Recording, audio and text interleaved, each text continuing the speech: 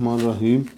لاکھوں کروڑوں درود حضور خاتم النبیین حضرت محمد صلی اللہ علیہ وآلہ وسلم کی ذات اقدس پر جو وجہ تخلیق کائنات ہیں، اور آپ کی آل پاک پر۔ معزز ناظرین، ٹی وی ٹاپ سٹوری کے پروگرام بولتا کالم کے ساتھ میں گلزار چوہان۔ آج بدھ 9 ربیع الثانی 1442 ہجری، 25 نومبر 2020 اور 12 مگر 2277 بکرمی ہے۔ ناظرین، آج کا کالم روزنامہ جنگ، اس پر شائع ہونے والا کالم ہے محترم حسن نثار صاحب کا، اور اس کا عنوان ہے بالغوں کے لیے چمگادڑے، بچوں کے لیے کیمیکلز۔ جی تو ناظرین، حسن نثار صاحب اپنے کالم میں لکھتے ہیں کہ مجھے اپنی صحافتی زندگی میں پہلی بار کچھ مہربانوں سے مبالغہ آرائی کا طعنہ سننا پڑا، تو قصور میرے ان مہربانوں کا نہیں، یقیناً میرا ہی ہے کہ میں اختصار پسندی کی وجہ سے صحیح طور پر کمیونیکیٹ نہیں کر پایا۔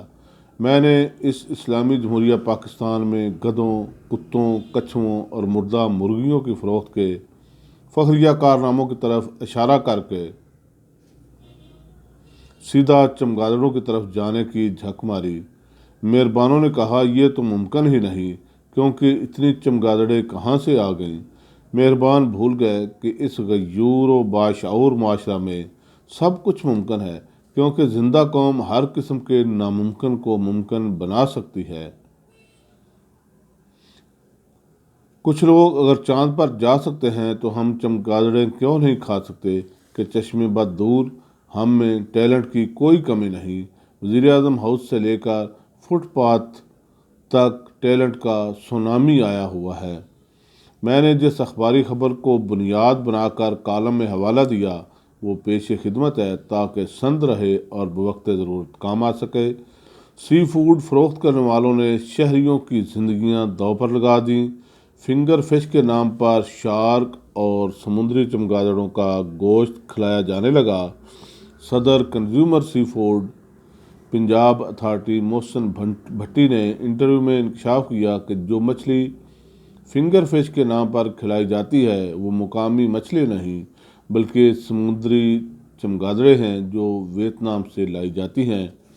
انہوں نے بتایا کہ جو مچھلی ریستورانوں میں کھلائی اور دکانوں پر فروخت ہوتی ہے وہ صحت کے لیے انتہائی مضر ہے، کیونکہ مچھلی کو 0 درجہ حرارت پر رکھا جاتا ہے اور کراچی کا درجہ حرارت 24 سینٹی گریڈ تک ہوتا ہے، جس کے باعث مچھلی میں جراثیم پیدا ہو جاتے ہیں۔ محسن بھٹی نے انکشاف کیا کہ جراثیموں کی پیدائش و افزائش کے باعث جو بدبو پیدا ہوتی ہے، اسے ختم کرنے کے لیے سرکہ نما کیمیکلز کا استعمال کیا جاتا ہے، جو انتہائی خطرناک ہے۔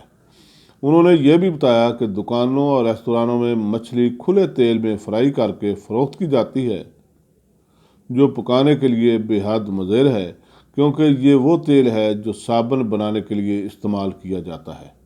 قارئین، امید ہے اس تمہید سے وضاحت ہو گئی ہوگی کہ مبالغہ کا طعنہ تو چند مہربانوں نے دیا تھا۔ میں نے سوچا ممکن ہے بہت سے دوسرے قارئین نے بھی انہی سطور پر سوچا ہو، لیکن باوجود رابطہ نہ کر سکے ہوں، اس لیے پوری خبر ہی پیش کر دی۔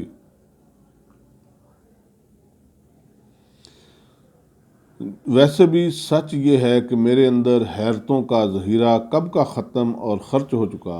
اجتماعی طور پر ہم جہاں پہنچ چکے ہیں، اب کچھ بھی سننے، دیکھنے، پڑھنے کے بعد حیرت نہیں ہوتی، کیونکہ اس معاشرہ میں کچھ بھی ہو سکتا ہے، ورنہ چند سال پہلے تک میری ذاتی کیفیت یہ تھی کہ کسی بھی مکروہ حرکت کی خبر ملنے پر میں سوچتا کہ یہ تو بدی بدصورتی کی انتہا ہے، بھلا اس سے آگے کیا ہو سکتا ہے؟ لیکن پھر کچھ ہی عرصہ کے بعد نیلے پہ دہلا دکھائی دیتا تو میں حیرت زدہ سر پکڑ کر بیٹھ جاتا۔ لیکن چند سالوں میں میری حیرتوں کا کوٹہ تمام ہو گیا، اور اب مکروہ ترین واردات بھی نہ حیران کرتی ہے نہ شرمندہ پریشان کرتی ہے۔ یہ معاشرہ وہاں پہنچ چکا جہاں سرمایہ کیا رائے چرائی جا سکتی ہے، پانی میں بھی آگ لگائی جا سکتی ہے۔ سوچا تو یہ تھا کہ اس وضاحت کے بعد ان دو میں سے ایک موضوع پر طبع آزمائی کروں گا۔ اول، اسرائیل کے وزیر اعظم کا خفیہ دورہ سعودی عرب، جو اب خفیہ نہیں رہا، اور نتیجہ یہ ہے کہ اسرائیلی میڈیا اور وزیر تو اس کی تصدیق کر رہے ہیں، جبکہ سعودی عرب کا وزیر خارجہ تردید کر رہا ہے۔ دوسرا موضوع گلگت ہنگامے، جن میں سرکاری دفتر اور 4 گاڑیاں بھی نظر آتش کر دی گئیں، لیکن پھر اچانک اپنی ایک فیورٹ خبر پر نظر پڑی تو میں نے ارادہ تبدیل کر دیا۔ ہر غیور، باشعور اور ٹیلنٹ سے بھرپور پاکستانی کو مبارک ہو کہ کھلے دودھ میں ملاوٹ کی شرح شرمناک حد تک بڑھ چکی ہے۔ پانی کے ساتھ ساتھ ڈٹرجنٹ، کیمیکلز اور دیگر نقصان دہ اشیاء کی ملاوٹ عروج پر ہے، اور میں ہر گھمبیر مسئلہ پر لعنت بھیجتے ہوئے صرف یہ معمولی سی بات سوچ رہا ہوں کہ وہ لوگ جو اپنے بچوں کو دودھ جیسی بنیادی شے بھی خالص نہ دے سکیں، ان کے اجزائے ترکیبی کیسے ہوں گے؟ آدمی برا ہو تو اس میں کوئی برائی نہیں، کیونکہ جانور نہیں، آدمی ہی اچھے برے ہوتے ہیں، لیکن ہم تو بہت ہی عجیب سی مخلوق ہیں، جس کا الٹا سیدھا ہی کم از کم میری سمجھ میں تو بالکل نہیں آتا۔ ایک طرف تو ہم کشمیر تا فلسطین مظالم پر ماتم احتجاج کرتے اور نعرے لگاتے نہیں تھکتے، اور دوسری طرف اپنے ہی بچوں کو دودھ کے نام پر زہر پلا رہے ہیں، اور کوئی بدبخت اتنا بھی نہیں سوچتا کہ یہ زہر پینے کے بعد جو بچے کل جوان ہو کر آپس میں شادیاں کریں گے تو کس قسم کے بچے جنم لیں گے، ان کا مستقبل کیسا ہوگا، اور وہ دنیا کے ساتھ کمپیٹ کیسے کریں گے۔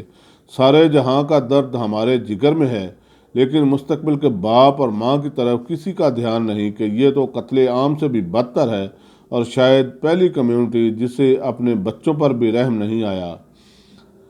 قتل طفلاں کی منادی ہو رہی ہے شہر میں، قتل طفلاں کی منادی ہو رہی ہے شہر میں، ہاں مجھے بھی مثل موسیٰ تو بہا دے نہر میں۔